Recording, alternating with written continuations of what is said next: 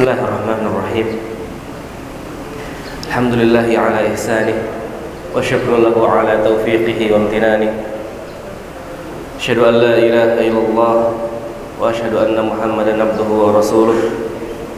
Nusalli wa nusallim ala afdali khalqihi nabiyyuna Muhammad wa ala alihi wa ashabihi wa man tabi'ahu bi ihsanin ila yaumi liqa'ih. Amma ba'd.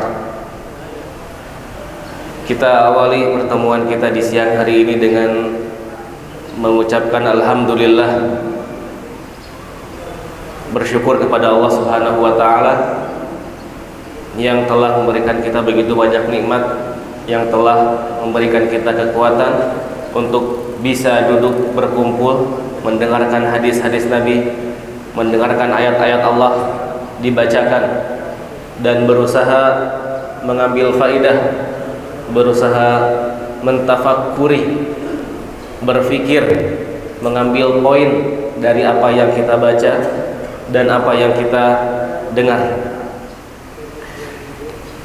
Juga kita meminta tolong kepada Allah Subhanahu wa taala agar terus-menerus memberikan kenikmatan ini kepada kita, meminta kepada Allah Subhanahu wa taala untuk memberikan pertolongan supaya kita bisa terus istiqamah menuntut ilmu, istiqamah memperdalam ilmu agama. Hadirin rahimani wa rahimakumullah, melanjutkan pembacaan kitab Riyadhus Shalihin karangan Imam An-Nawawi rahimahullahu taala. Ghafarallahu lahu wa li syaikhihi wa li walidayhi wa lil muslimin. Amma ba'd. Bab ke-9 ya. Tidak terasa kita sudah sampai ke bab baru. Kemarin bab ke-8 judulnya apa? Bab al-istiqamah. Nah, bab ke-7 al-yakin, yakin dan ketawakal. Bab sebelumnya lupa kita ya. Tidak apa-apa lupa, karena kita manusia. Justru karena kita lupa, setelahnya kita akan buka buku lagi ya. Akan baca buku lagi ya. Di antara salah satu sisi baik adanya maksiat adalah kita bisa bertaubat. Maka salah satu sisi baiknya kita lupa agar kita membuka buku lagi, membaca lagi, mengulangi apa yang sudah dibahas sebelumnya. Nah, bab ke-9, babut tafakkuri fi 'azimi makhluqatillahi ta'ala. Bab memikirkan, bertafakkur, memikirkan keagungan makhluk-makhluk Allah Ta'ala, wa fana'ud dunya, dan kefanaan dunia, artinya tidak abadi, tidak selamanya, tidak kekal. Wa ahwalil akhirah, dan merenungkan kejadian yang menakutkan di hari akhirat nanti. Wasairu umuriha, juga perkara-perkara lainnya baik di dunia ataupun di akhirat. Wa taqsirun nafsi, dan merenungkan keteledoran diri, kekurangan kita, kekurangan jiwa kita. Wa tahdzibiha, dan mengajak jiwa ini, diri ini, wa hamliha 'alal istiqamah, mencucikan jiwa kita dan mengajaknya untuk istiqamah. Singkatnya, bab ke-9 ini adalah bab at-tafakkur. Al-Imam An-Nawawi rahimahullahu taala menasihati kita, mentarbiyah kita supaya kita bisa mentafakuri apa yang kita baca, apa yang kita ucapkan, apa yang kita dengar, terlebih lagi apa yang kita lakukan. Dan uniknya pada bab ke-9 ini, mayoritas isinya adalah ayat-ayat Al-Quran. Kalau kita perhatikan 8 bab sebelumnya itu didominasi oleh hadis ya. Ayat-ayat Al-Quran hanya segelintir saja dan lebih banyak hadisnya. Tetapi pada bab ke-9 ini ayat-ayat Al-Quran lebih banyak dari hadisnya. Ada sekitar 1, 2, 3, 4 kurang lebih. 4 bagian atau 4 potongan dari ayat dari Al-Quran yang diambil oleh Imam An-Nawawi, sedangkan untuk hadis hanya ada 1 hadis. Itu pun hadis yang sudah pernah dibahas secara detail pada bab sebelumnya. Qala Allah Ta'ala, qala Imam An-Nawawi rahimahullahu ta'ala, qala Allah Ta'ala. Al-Imam An-Nawawi, semoga Allah merahmatinya, menyampaikan, qala Allah Ta'ala, Allah Subhanahu wa taala berfirman, innama a'idzukum biwahidatin an taqumu lillahi mathna wa furada thumma tatafakkaru. Ini ayat yang pertama, ayat ke-46 dari surat Saba.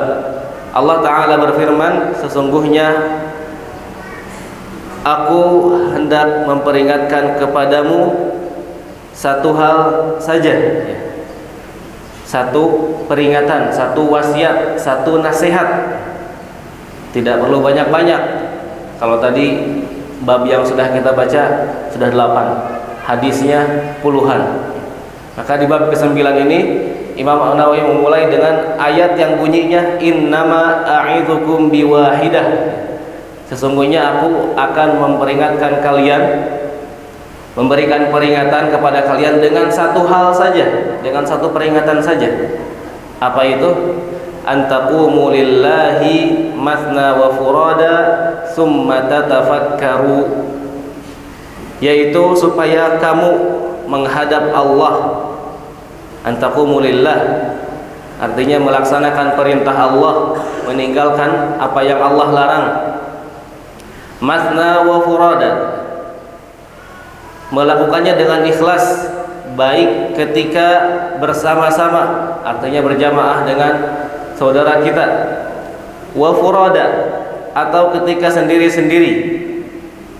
Summa tatafakkaru, kemudian kamu berfikir, bertafakur. Surat Saba ayat ke-46. At-tafakkur sendiri sebetulnya sudah bukan istilah yang asing di dalam bahasa Indonesia.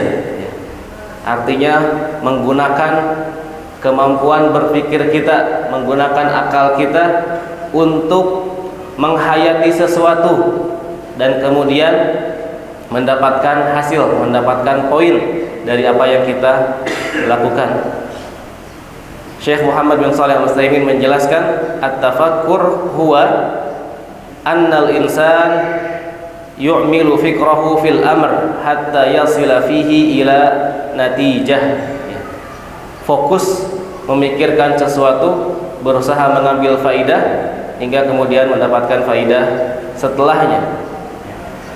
Ulama lain yang menjelaskan bahwasanya tafakur adalah tasarruful qalbi, aktivitas hati. Jadi bukan hanya badan bergerak tapi kepalanya kemana? Bukan badannya ada di majelis ilmu, hatinya ada di majelis pasar, ya, misalnya. Atau badannya ada di masjid, hatinya ada di kantor, ada tugas yang belum di print atau yang semisalnya, ya. Tafakur itu ketika melakukan sesuatu maka hatinya ikut menyertai, ikut fokus. Faqad amara Allah Ta'ala bihi, dan tafakur ini adalah sesuatu yang Allah perintahkan, persis seperti ayat yang barusan kita baca, summa tatafakkaru. Kemudian ketika Allah Subhanahu wa taala memerintahkan kita untuk beribadah, untuk menghadap Allah, antaqumu lillahi masna wa furada, melakukan ketaatan kepada Allah secara ikhlas, baik masna, berdua-berdua, artinya berjamaah ataupun sendiri. Summa tatafakkaru, kemudian berfikir. Apa yang kita tafakuri? Apa yang harus kita tafakuri setelah kita melakukan ketaatan? Ketika kita melaksanakan salat dengan ikhlas sesuai dengan apa yang Nabi Sallallahu Alaihi Wasallam ajarkan, kemudian mentafakuri apa yang kita tafakuri. Ketika kita dengan hati yang penuh keikhlasan datang ke masjid untuk mendengarkan kajian, Kemudian watafakkaru, dan tafakurilah apa yang kita tafakuri. Lagi-lagi kita lanjutkan apa yang dijelaskan oleh Syekh Muhammad bin Shalih Al-Utsaimin. Wa tatafakkaru artinya yanbaghi lil insan idza qama lillahi bi'amal. Sudah selayaknya bagi seorang manusia, bagi kita, ketika kita melakukan suatu amalan ikhlas karena Allah Subhanahu wa taala, an yatafakkara madza fa'ala fi hadzal amal, memikirkan perbuatan yang baru saja dia lakukan. Hal qama bihi ala wajhil matlub, apakah amal yang saya lakukan itu sudah sesuai dengan apa yang Allah minta? Maka tadi ketika kita mau salatnya ikhlas, kemudian watafakkaru, selesai salat apa yang kita tafakuri? Salatnya ditafakuri. Salat kita apakah sudah sesuai dengan apa yang Nabi ajarkan? Doa-doa yang kita baca apakah sudah sesuai dengan apa yang Allah minta? Wa hal qassara, atau mungkin ternyata dalam salat kita, dalam ibadah kita melalaikan syarat-syaratnya. Kita salat ternyata lupa takbir. Kita salat ternyata karena merasa salat berjamaah, ketika sujud mulutnya diam saja, tidak baca apa-apa. Nunggu imam ajalah, takbir, salam, saya makmum. Nah, apakah kita seperti itu atau tidak? Wahal zad, atau justru bukan mengurangi amal, kita menambahnya.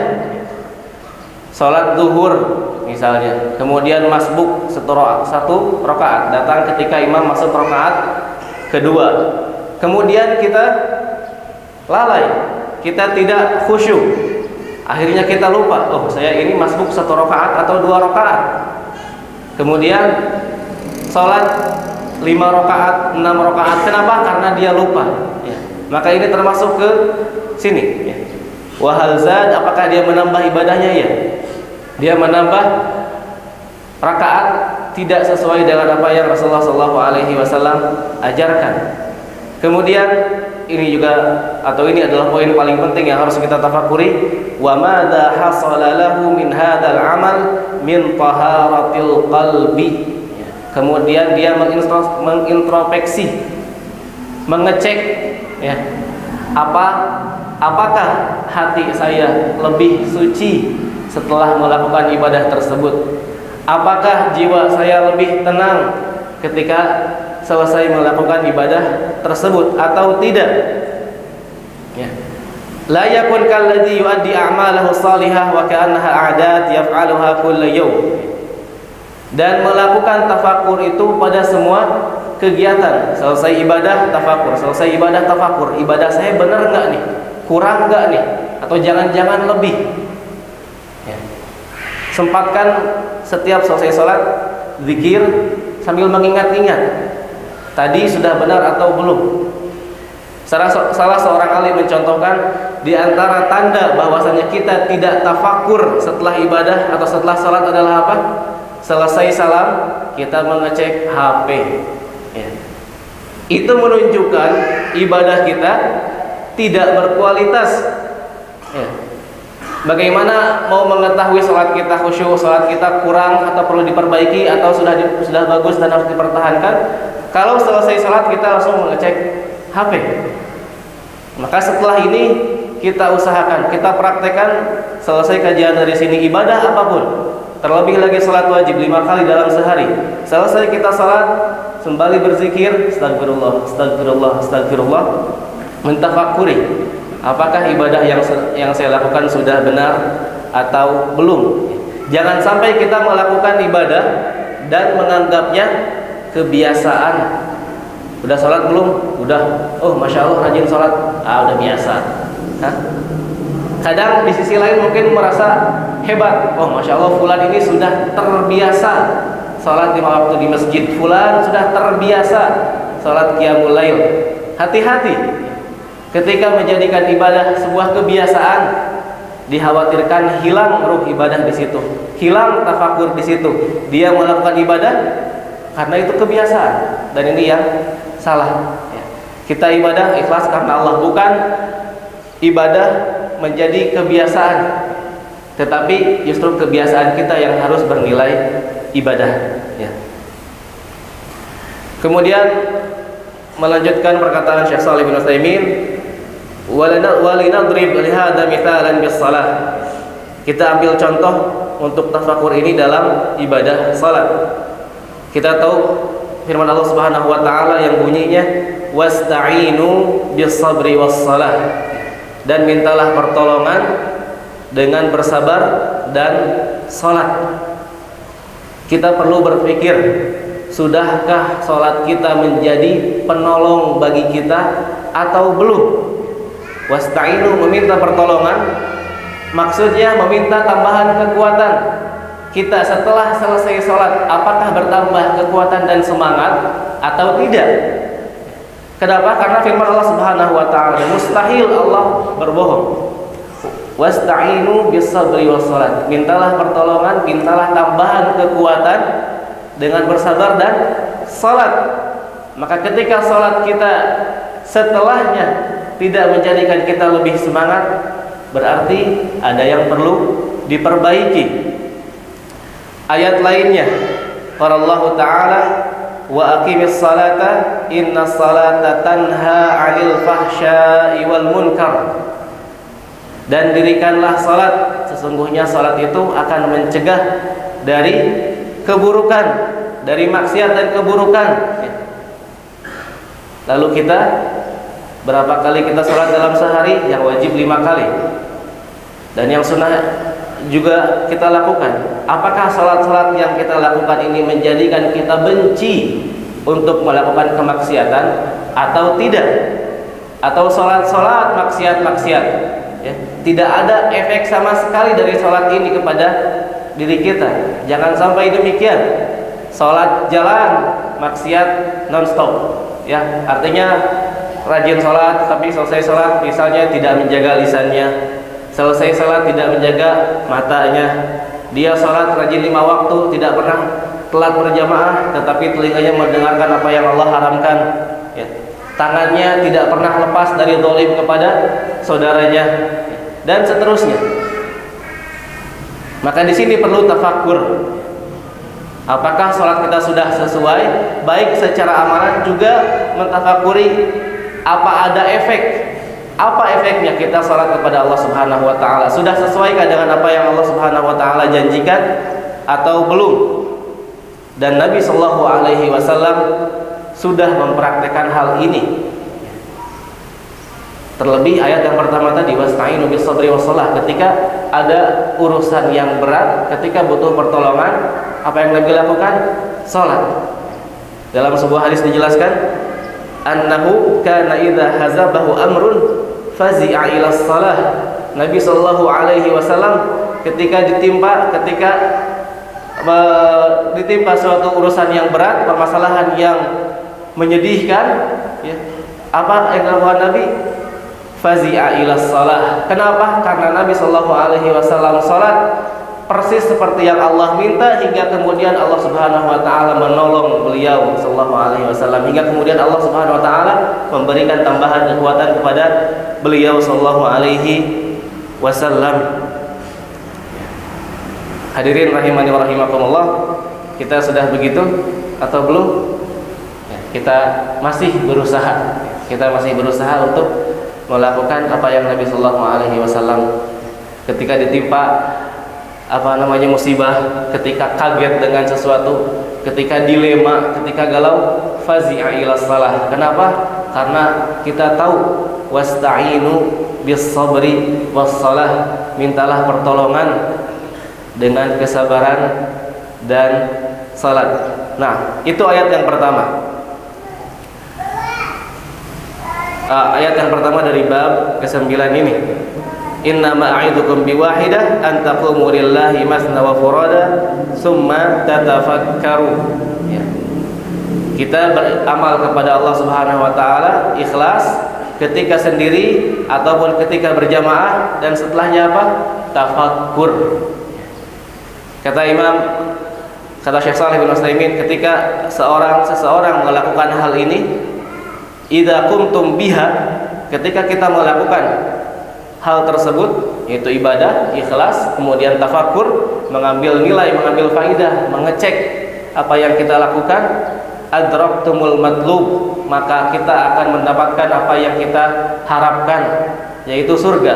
Wa najawtum minal marhub, dan kalian akan selamat dari api neraka. Hadirin rahimani wa rahimakumullah. Kemudian ayat yang kedua, Allah Subhanahu wa taala berfirman di surat Al-Imran, qala ta'ala inna fi khalqis samawati wal ardi wa ikhtilafil laili wan nahar la ayatin liulil albab. Sesungguhnya dalam penciptaan langit dan bumi dan silih bergantinya malam dan siang terdapat tanda-tanda kekuasaan Allah bagi yang berakal. Siapa itu orang berakal? Dijelaskan di ayat berikutnya. Ulul albab, orang-orang yang memiliki akal yang sehat siapa? Kata Allah, alladzina yadhkurunallaha qiyaman wa qu'udan wa 'ala junubihim, yaitu orang-orang yang berzikir, mengingat Allah baik ketika dia berdiri atau dalam keadaan duduk atau ketika terlentang, ketika berbaring. Ini yang pertama, alladzina yadhkurunallaha wa yatafakkaruna fi khalqis samawati wal ard, ya, dan mentafakuri penciptaan langit dan bumi. Rabbana ma khalaqta hadza batila subhanaka faqina adzabannar. Nah, dua sifat tanda orang yang berakal adalah yadhkurunallaha wa yatafakkaru, berzikir dalam kondisi apapun dan setelahnya bertafakur. Nah, mungkin itu yang bisa Anda sampaikan. Mudah-mudahan ada faidah yang bisa kita ambil. Kurang dan lebihnya Anda mohon maaf. Kita tutup dengan membaca doa kafaratul majlis. Subhanakallahumma bihamdika asyhadu an la ilaha illa anta astaghfiruka wa atubu ilaik. Wassalamualaikum warahmatullahi wabarakatuh.